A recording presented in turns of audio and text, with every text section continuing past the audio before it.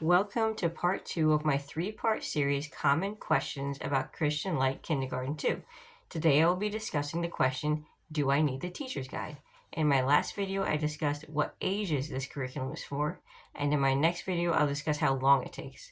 Christian Light K2 includes 5 workbooks to cover the meat of the program, 5 activity books that allow children to practice hands-on skills, and a teacher manual.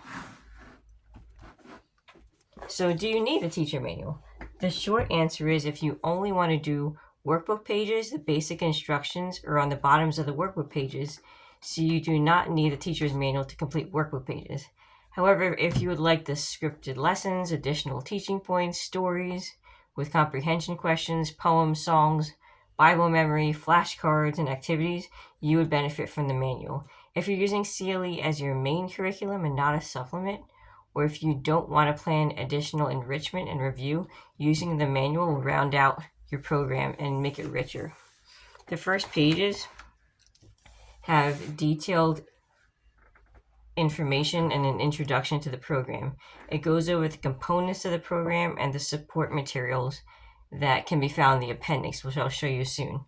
The components being the workbooks, the activity books, the teacher's guide, the lesson components, what's reviewed in each session, what's taught, motor skills, Bible memory, singing, story time, and then everything that's in the appendix.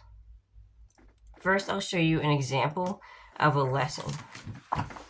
This is for the beginning of the 3rd workbook. It breaks the lesson down into 3 sessions and gives the objectives and materials needed. The first session is the phonics portion from the workbook. The second is the activity book, and the third is the math section from the same workbook you used for session 1. The bolded letters tell you exactly what to say. Like here on the right, instead of just having the child complete the workbook page, the manual will prompt you to first review the flashcards and give the child a brief oral review. The flashcards are in the appendix. I cut out some of them. They're about this size, and then I haven't cut these out yet. So let me give you an example.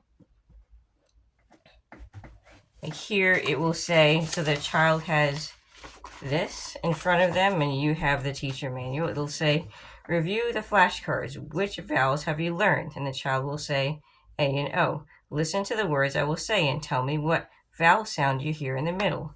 Cap, doll, sock, mop, can. And they haven't done the workbook page yet, but you're just doing an oral review. At the top, and then it'll say at the top of the page are 2 vowel sounds. Say them, and the child will say them. Tell me what pictures you see on the top half of the page, and it has all the answers here, so it's completely scripted. Anything you see in the gray boxes is optional. If the box has this little hand on it, it's for fun, but if it doesn't have a little hand, it relates to the lesson. So this one has a little hand, and it's letter rhymes. This is session 2. These boxes here do not have a little hand, so the activities will relate to the lessons. The first box prompts you to give your child a new flashcard and to color it. And since this lesson was about rhyming, the second box has you help your child come up with more rhyming words as you read a poem from the appendix. And this is session 3. These are the instructions for the math portion, but it doesn't give more information than the instructions in the workbook itself. And here are some motor skills to keep your child moving. If your kids are anything like mine, they're moving plenty already. I would imagine this would be useful in a school setting, but homeschool kids usually have no problem getting exercise. And there's a memory verse for each workbook, so 5 verses in total. They're written in KJV, and you can easily look them up in your family's preferred translation. There are also song suggestions. And finally, story time is something unique to the teacher's guide. The stories incorporate faith and character development. There are also comprehension questions at the end. The downside is there are no pictures. I don't think this replaces reading good books, so we will be using the Read Aloud book list from Memoria Press along with this. I also love the book lists from the Read Aloud Revival. I'll link both in the description. And lastly, let's look at the appendix. Here are the letter, number, and color flashcards that can be cut out or photocopied. The paper used in the manual is heavy, but I photocopied the cards onto cardstock. It also has Bible memory verses and ways to keep track of how you're learning them, song suggestions, additional stories beyond what's in the main curriculum, additional poems, all the letter and number rhymes being taught.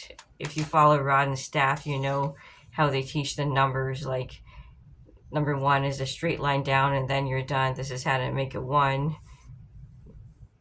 Down the trunk, around the tree, added branches, 5 you'll see. And then there's motor skills, teaching tips, fun projects like making your own Play-Doh, making your own bubbles, making a kite, and making soft pretzels. So you could do the workbooks without the manual, but you'll have to be diligent about reviewing the material and providing enrichment. I feel it makes less work for me to use it, and I like having everything laid out for me so I don't have to reinvent the wheel.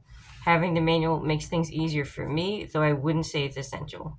In my next video, I'll be discussing how long the program takes and different ways you can schedule it. Thanks for watching and have a great day.